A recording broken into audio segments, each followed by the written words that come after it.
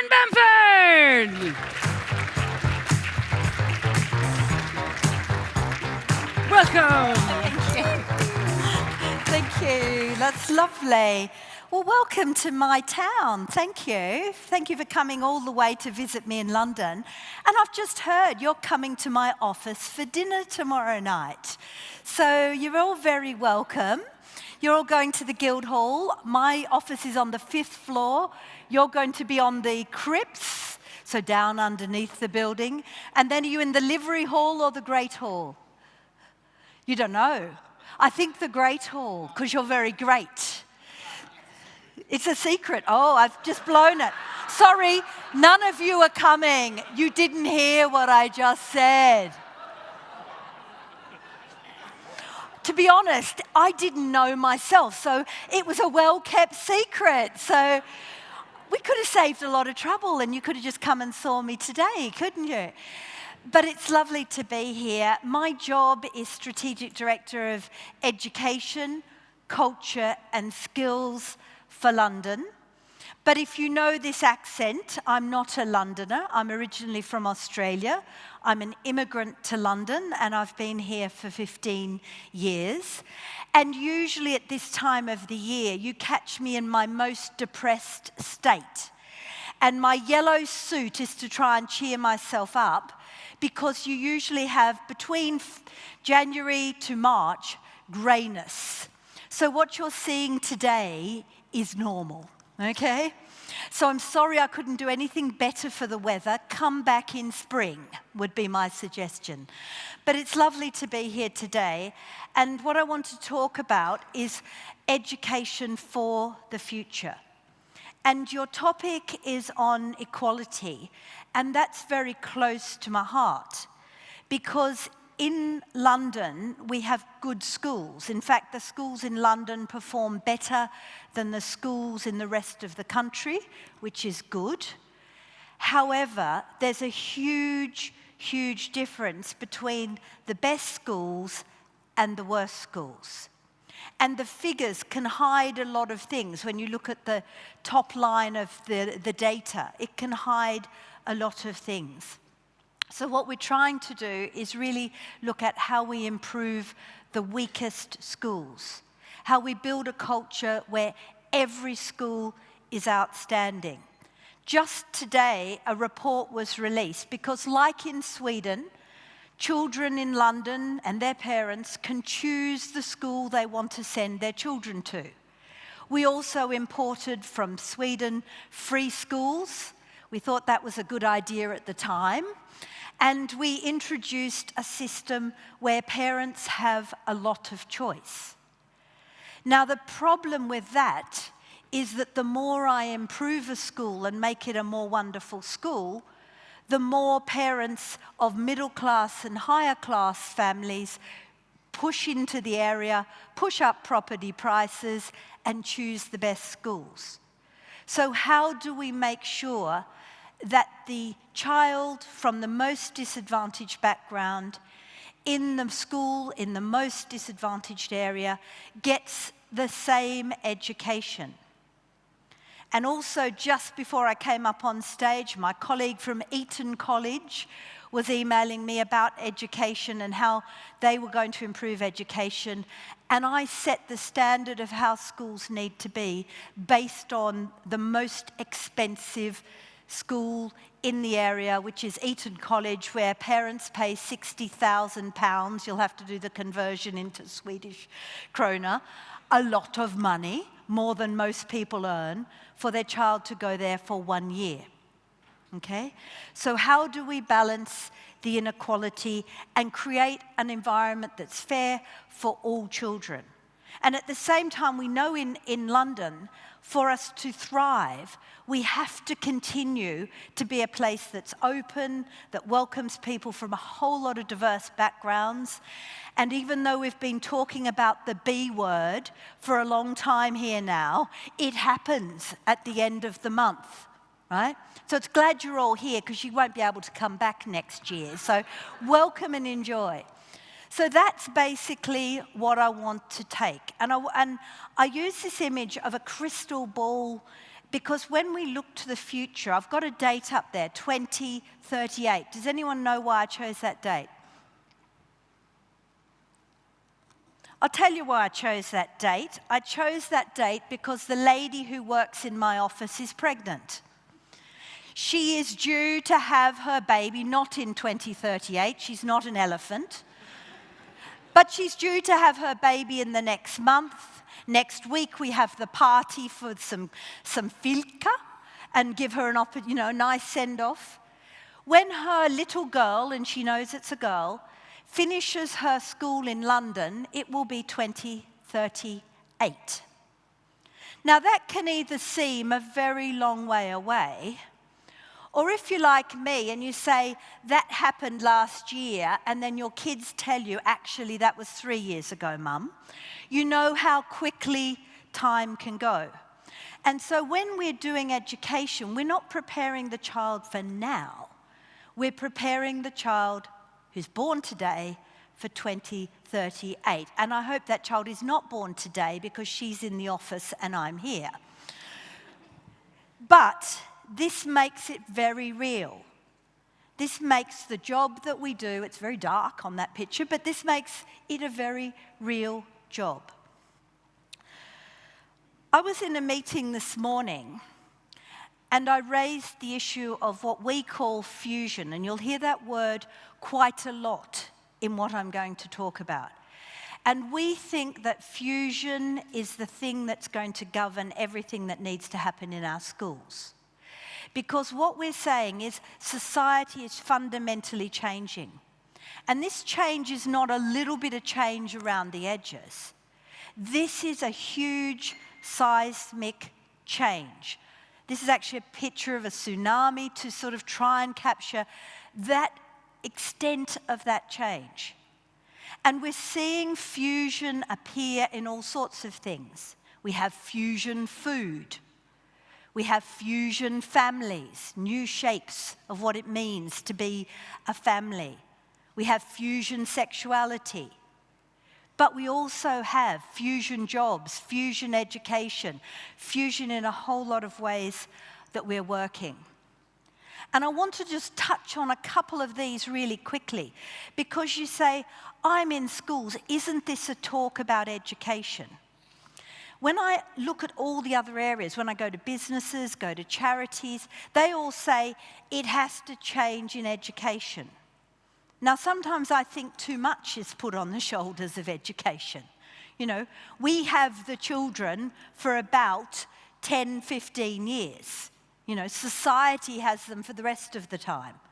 And always, if there is a problem, and I hear there's a lot in the media when I'm in Sweden, it's the school's fault. You know, you in the schools are not doing the right thing. So when you're looking forward, yes, education's crucial, but it should be a whole partnership. And I'm going to just touch on a couple of these. First of all is simply the speed of change. Now, one of the things our teachers say in London that give them the most stress is the speed of change. They haven't even understood the thing before and it's already changed to something else. Now that's been particularly bad because in my time as a job, we've had 5 different ministers of education, all with their own different ways of approaching it. It's not that different in Sweden. So there's a lot of change happening in the schools. You also have technological change, policy change, organisational change, all of these changes. This I like as just a little stat. The telephone took 75 years to reach 50 million users, right? Angry Birds took 36 days. Now, I've got a conference coming up where we talk about how can we make fusion skills the core and spread it widely. My keynote speaker are the designers of Angry Bird because they obviously know how to get the news out there really quickly, right? You also have people's reaction to change. And I use this little sort of roller coaster looking diagram to explain how people react to change. Some people wait at the top of the roller coaster when the change happens and think to themselves, it might go away, or I'll wait till everybody else changes, or perhaps if I put my head in the sand, I won't have to change at all, and I can just sort of wait here. And some people in education say, oh, I've been in education for a long time. I've seen changes come and go. I've seen these things go round in a circle. If I wait long enough in my job, they'll come back again. Those people wait at the top of the roller coaster. Inevitably, it leads to that downhill. The really smart schools, the really smart businesses, the really smart tech companies, the really smart of anything, don't start at the top. They start heading up the exploration side.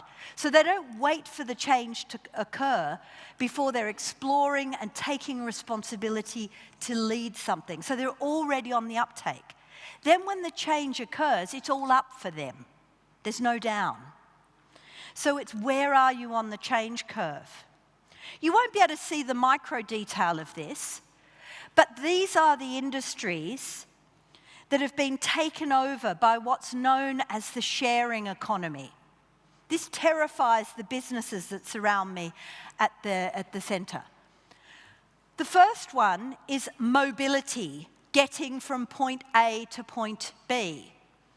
And that has predominantly become what's called a sharing economy industry. Who is the biggest transport company in the world that owns no vehicles, that employs no drivers, and that moves the most people?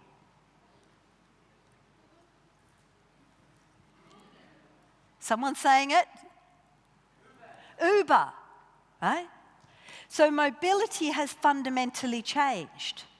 Hospitality, which is the largest hotel company in the world that owns no properties, that has no staff or a very small staff, and rents out the most rooms across the world. Airbnb. The third one along, fashion and clothing. Fashion and clothing. Who is the largest retailer of fashion and clothing that holds no stock, has no shops, and has no shop assistants? No. Not Amazon. No. It's actually Alibaba. So it's another, so point being, when you go along this line, there's a radical change. But if you look along that line, education is not mentioned at all. Now, I had a conference recently where I said what if school was like Uber? And you could go online and say, where is the best maths lesson near me?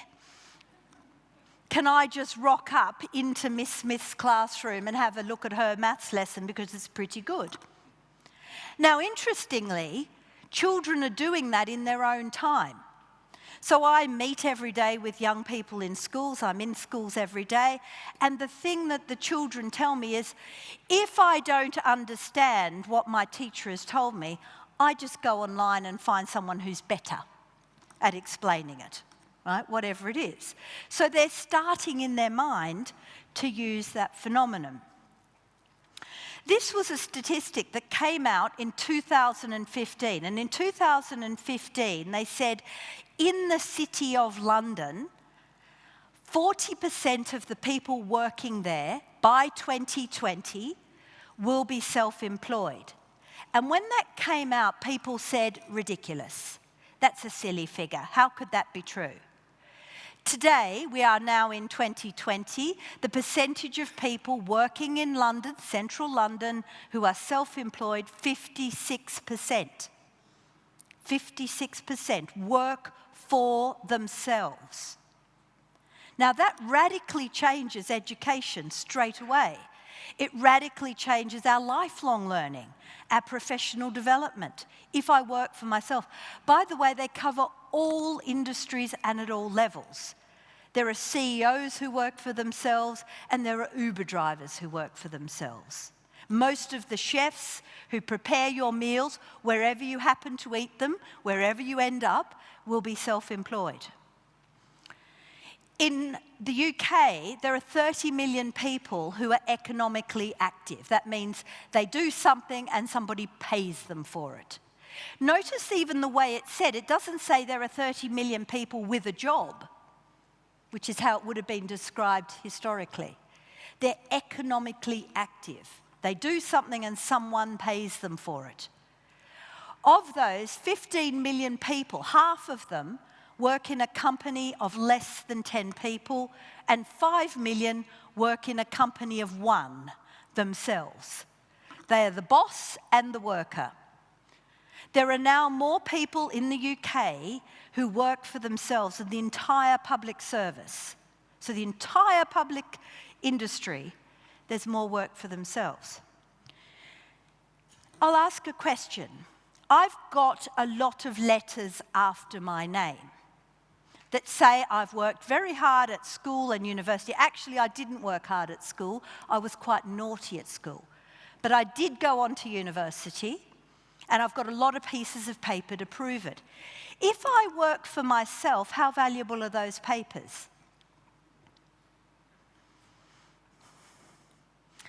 I don't have them up in my bedroom at home to show how clever I am. I don't know, but when you asked me to speak, you assumed I knew something. You didn't actually check my papers. You believed that I have some sort of qualification. Children are now wondering, what is the value of those qualifications? How relevant is education as a proposition?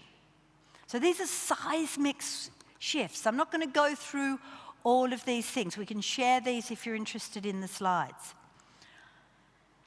An example of this, to put it into practice, when mobile phones apps were developed, that's become a multi-million-pound industry. I don't know if you saw it in today's news, if you've caught the news.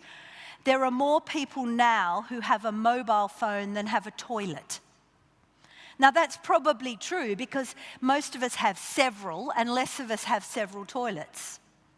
But it also means in the developing world, there are parts of Africa where everyone has 1 or 2 mobile phones, but no toilet, okay? So when the apps were developed for mobile phones, there wasn't a single school course or a single university course that gave that capacity to develop it. How did people learn it without education? How did they learn it? By themselves. They did a really strange thing. They shared. They gave away what they'd learnt to somebody else. Now, if that catches on, we're in all sorts of trouble with maths and English, aren't we? And Swedish. If they're all...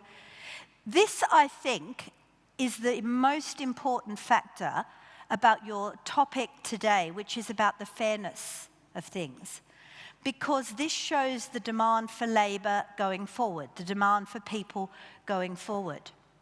In all of the developing countries, there is a huge demand for very highly skilled workers, and there is actually a huge demand for completely low-skilled workers, but there's almost no demand, in fact there's a surplus of people in the middle. Schools are very good at producing people in the middle. In fact, they even have the named normal curve. You know, they didn't call it the unusual curve, the normal curve, where you have a few people who are great, who are very highly skilled, loads of people in the middle, and you say, very good, you're doing well, you're in the middle. And then you have a small number of people who really struggle, who you get some extra help for on the end of it. But what happens to that vast middle if that's the jobs that are going? Last week I was in one of the largest legal practices in London, and they said 80% of the work of their law practice will go due to artificial intelligence. And the jobs that will go are the middle-skilled jobs that will almost completely be taken over. And they're now looking at the 20% that's there to say, how do we make that 20% a really important part of what we do? And this is across the board, a really huge ethical issue. Also, for the first time, who has kids? Who has kids? I do. Come on, be proud. I know you've escaped them for these few days, but you still have them. They haven't disappeared. Who has kids? Right? For the first time ever, your kids are likely to be worse off than you. Up and throughout history, we've always been better off than our parents. But for the first time ever, our kids are going to be worse off than us. What do we do with that as a moral responsibility? Also, there's a lack of trust in education. These are figures from the US, not from London. But schools are not seen to be as trustworthy as the CIA and the FBI. It's not exactly setting the bar very high, is it? Once upon a time, schools were the most trustworthy organisation for people. The military is now, in America, the most trustworthy organisation. Completely changes. Now, it may be different in Sweden, I hope. I hope it's different here, we just don't have the data. But these are some headlines from here, from London. Schools cheating in exams, because there's very high stakes exams with inspections, so the schools are cheating and encouraging the children to cheat. People feeling, schools excluding children, leaving the children out of the school because they let their results look worse. Children that are, in inverted commas, homeschooled because they don't want them on the books anymore because it affects their results. So when you look closer to home, you've got these issues. Now, I'm not going to go in massive detail of all of these, but I just want to, shake you up with a few others. Health and well-being, how that's going to affect our schools. Very sadly, in London, a child starting school this year will have a 1 in 3 chance of developing a mental health condition that requires visiting a doctor. That's a huge and terrible statistic, 1 in 3. They don't start like that, so something we're doing in our schools is creating that. We also have children that, as you know as well, that have walked out of school saying the school's not interested in what we're actually passionate about, what we're caring about. And they've literally walked out of the schools. We have changes in our population. So this is just a quick breakdown of the population. When you walk the streets of London, there'll be Indian, Polish, Bangladeshi, Nigerian, Irish, Pakistani, Sri Lankan, Jamaican, French, and South African people you'll meet, and the odd Australian if you're unlucky and have come to the conference. Interestingly though, rather than that being seen as a problem, and in fact in most of my schools, 98% of children have parents who were not born in London, so they come from all over the world, and it's a good thing. So generally, it's made us a better place.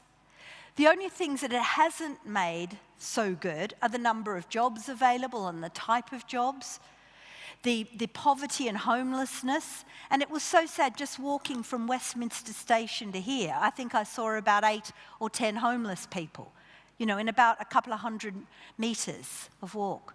And also, obviously, environmental quality.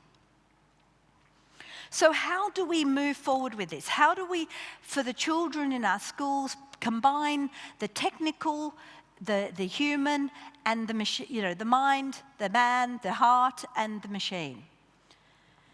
Okay, so increasingly, it may be about robotics.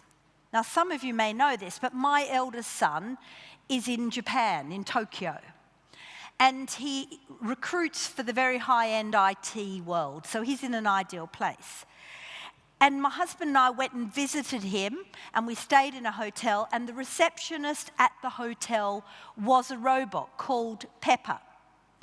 And Pepper was very efficient at booking us into the hotel, at asking us questions. Pepper has face recognition, so we would say, she'd say, "What are you doing today?" We'd say, "We're going to the temple." She'd say, "How was the temple?" when we got back. But after about 3 days, she began flirting with my husband. And he was trying to say it's because I've got an orange jacket on, and I'm saying, what have you been saying to her that's making her like that, This is her. You can see why I was feeling a bit under threat. Lo and behold, we returned from Japan, and who should be coming back to England only a few weeks later? Pepper. My husband had something to answer for. However, I thought maybe she's not as bad as my first judgment, because this is actually her working with children on the autistic spectrum. And what she's been able to do is they find that if, with children on the autistic spectrum, if you mirror behaviours back to them, it actually builds their levels of empathy. And so here you have the teacher working with Pepper and working around building the child's humanness. How strange is that? A machine teaching a child to learn emotional responses in a way. Very interesting stuff. You've also got what I describe as the 5 Ps: people, the planet, prosperity, partnerships, and peace. How are we going to guarantee those? So I've talked a few times mentioning lightly these fusion skills. We've done a massive amount of research to identify from all of the lists that are out there in the world, and in fact, we've got loads of them, which ones are the most important. And we didn't choose which were the most important. We went out to the businesses and said, which are the most important in every industry, 101 different industries. That's the list. That's the list in order. I'm not going to go into massive detail. I'm doing 2 workshops tomorrow where I talk about how you transfer that list into something that can happen in your kindergarten class or in your school. But what we're doing is transforming the education curriculum around those 12 areas. And it doesn't mean throwing out the old to bring in the new. It means bringing the new in to the existing practice. So, for example, in every lesson, where is the talk? Where are the children talking in the lesson? Not talking to each other in a chatty sense, but talking constructively around their learning, their problem solving, their creativity, and so on. They are, by the way, in order of the most importance, right? So speaking is by far the most important thing. Fusion is everywhere. And it's not just the responsibility of schools. It's equally something we've got to be picking up throughout life and in all different aspects. Whole companies now are building their model on the idea of fusion, on this idea of how we bring different areas together. Also globally, UNESCO are looking at fusion skills. They're doing a great project at the moment. Go online, have a look. You've also got, I don't know if you've seen this, it's the OECD's Compass for Learning 2030. So the OECD people are better known for the 4-letter P word. Does anyone know what the 4-letter P word is? You all know in Sweden because it's always splattered over your papers. PISA, right? So PISA is changing. It's changing to pick up the fusion skills for you.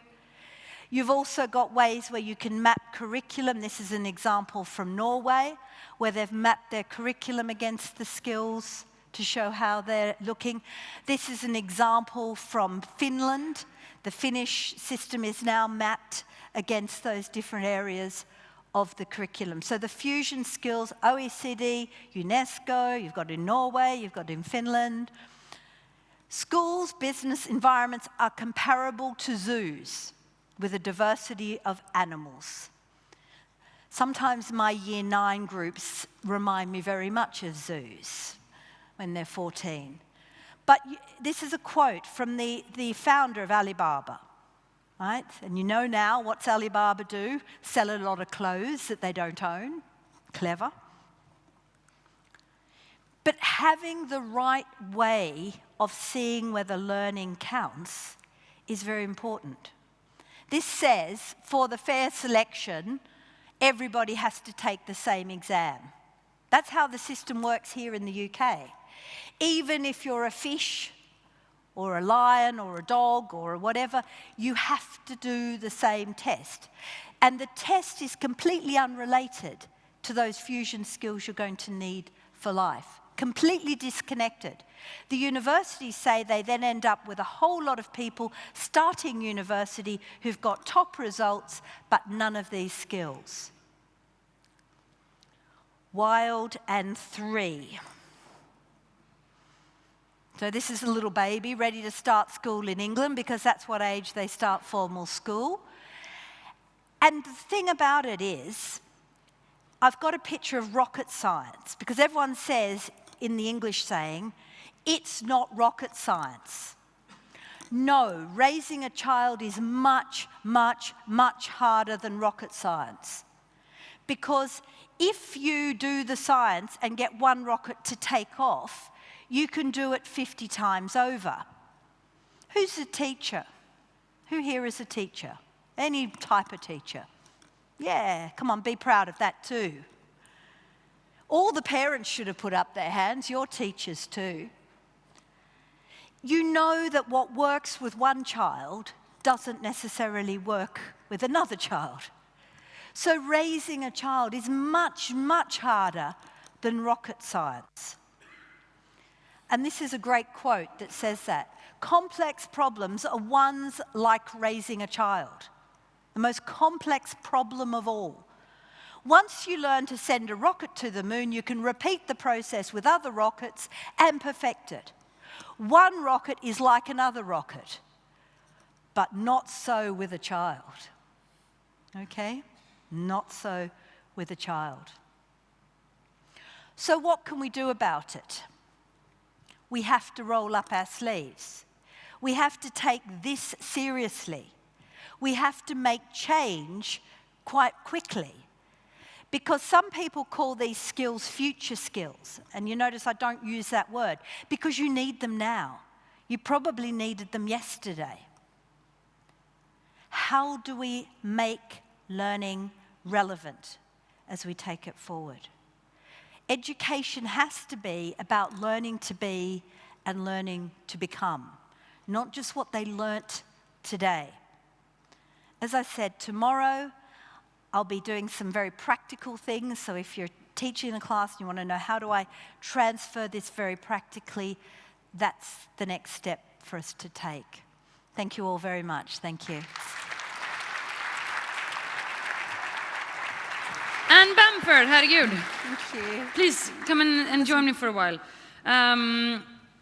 This was very inspiring. The whole reason I've been throughout the education system in Sweden. I've been chief of staff for Gustav Fridolin, who was the education minister, och så vidare. Yep. The reason I got into the education business in the first place was what you described in the beginning, the inequality. Yeah. In Sweden, we say we used to be able to compensate children for their parents' educational background. Yep. We Yep. can't anymore. No. And that pisses me off in a way that I cannot even describe. Yeah. That we have a school system that actually does that to children every day. Yeah. You will do your best, you will strive to be the best teachers you can, and the politicians don't give you what you need to be your best. My God, I can be angry when it comes to that. Me too. Yeah, isn't it? So we unite there. But can you give us, what are your best examples of like methods that work to create equality? Do you have a room full of teachers and principals? Almost I'm embarrassed to say, because England has the second worst educational equality in the world. So we are only worse than us is Brazil. So it would be presumptuous of me to stand up here and say, really, we're tackling it. My whole job is about what we call social mobility, which is making a difference to those children with the least. And we try not to say disadvantaged children, we say underserved children. Children who've been underserved by people like me. And how do we turn that around in a positive way? The problem for Sweden is you used to be a very equal system. Very equal. And I'm not talking back in the dark ages. 9 years ago, you were one of the most equal systems in the world. And every time the PISA results come out, and I looked at the latest lot, you've become more unequal. Now, I said to the minister, I said, you know, to be honest, you can present the PISA results however you like to make it look the things are getting better or worse. But something you can't hide is the inequality in the system that's growing. You know, the results may have gone a little bit up or a little bit down, but the inequality has got worse and worse. Now, in England, we really struggle to make an impact on it. There are really difficult groups. So, for example, what we call white working class boys, not the immigrant children who actually do better than the children who are, it's sort of worrying but true. They excel in our schools, and we're delighted for that. They bring a richness to our schools. But we have groups of boys particularly who miss out, and we try all different techniques. My view is very much now we're focusing our full attention on these 12 fusion skills as a way to build social mobility.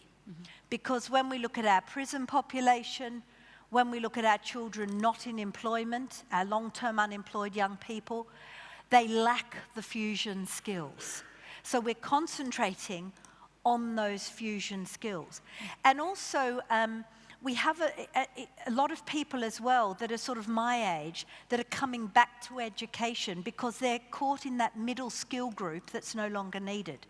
And these can be people who've been metal workers or had quite good jobs in offices, and suddenly they no longer have work. And so we're doing a lot with them saying, well, what fusion skills do you have, and what ones can we help you to build? Because before, they used to be called essential skills. If you're a 50-year-old and you come and I say, well, I'm sorry, you don't have the essential skills. What is that message? So I think it's I can't say we're doing it well here. We're doing it very, very badly. It is my job. It's what I care passionately about. It's why I get up early every morning and go home late every day, because I want to make a difference. It's why I said, give me the most underperforming schools and I'll work with those to turn them around. So, but we're not there. No. We're not yet. Maybe, I hope it's in 10 years because I'm getting older. But I hope we can turn it around. There's a lot of issues. But in Sweden, you didn't have it, and now you're getting it. And that's really sad, because at least we've always had it. It doesn't make it right, we're this place built on inequality. But, trying to change it around. Fantastic. Anne Bamford. Thank you. Thank you so much. Thank you. Oh, bless.